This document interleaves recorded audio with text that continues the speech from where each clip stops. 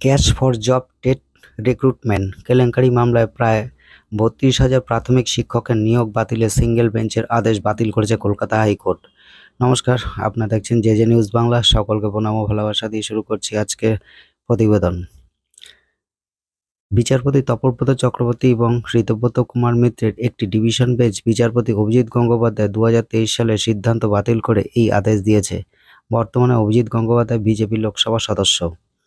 একক বিচারক নিয়োগ বাতিল করেছিলেন কারণ প্রার্থীদের জন্য কোনো যোগ্যতা পরীক্ষা নেওয়া হয়নি। প্রক্রিয়াটি সম্পাদনের জন্য একটি বাইরের সংস্থাকে চুক্তিবদ্ধ করা হয়েছিল এবং বোর্ডের কর্মকর্তারা প্রার্থীদের কাছে চাকরি বিক্রি করে বিষয়গুলি পরিচালনা করেছিলেন। এই ধরনের যুক্তি খারিজ করে দেওয়া হয়। আদালত থেকে সমস্ত ব্যাখ্যা বাতিল করে ঘোষণা করে তদন্তে লিপ্ত হওয়ার আশা করা যায় না। গণপ্রতারণার প্রমাণিত মামলা এবং দুর্নীতির অপ্রমাণিত অভিযোগের মধ্যে পার্থক্য রয়েছে।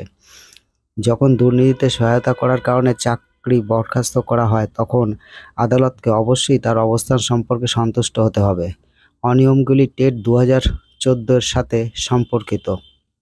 বিষয়টি নিয়ে সিদ্ধান্ত নেওয়ার সময় আদালত আবেদনের বাইরে গিয়ে কোনো যোগ্যতা পরীক্ষা অনুষ্ঠিত না হওয়ার ভিত্তিতে নিয়োগ বাতিল করেছে।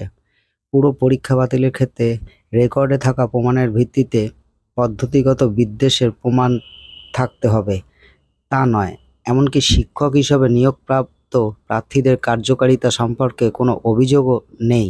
বেঞ্চ আরও উল্লেখ করেছে, এমন কোনো অভিযোগ নেই যে টাকা দিয়ে যারা শিক্ষার্থীরা বেশি নাম্বার পেয়েছে অসফল প্রার্থীদের একটি দলকে পুরো সিস্টেমকে প্রভাবিত করার অনুমতি দেওয়া উচিত নয়, যখন এটা উড়িয়ে দেওয়া যায় না যে নির্দোষ শিক্ষকরা চরম অপমান এবং কলঙ্কের শিকার হতে পারেন।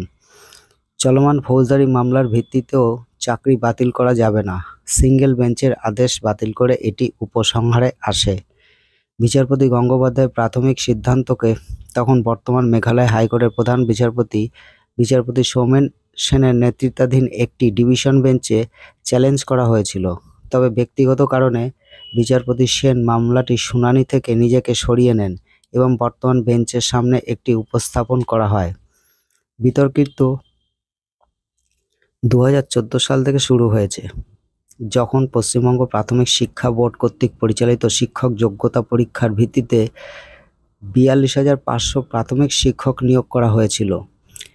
টেটতে অংশগ্রহণকারী কিছু প্রার্থী কলকাতা হাইকোর্টে একটি আবেদন দাখিল করেছিলেন, যেখানে চাকরি নিশ্চিত করার জন্য নগদ অর্থ প্রদানের সাথে জড়িত নিয়োগ প্রক্রিয়ার ব্যাপক অনিয়মের অভিযোগ করা হয়েছিল।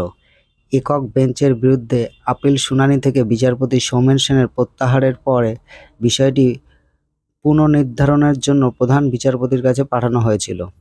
সেই অনুযায়ী বিষয়টি বর্তমান ডিভিশন বেঞ্চের সামনে উপস্থাপন করা হয়েছিল, যা ২০২৫ সালের এপ্রিল মাসে শুনানি শুরু করে।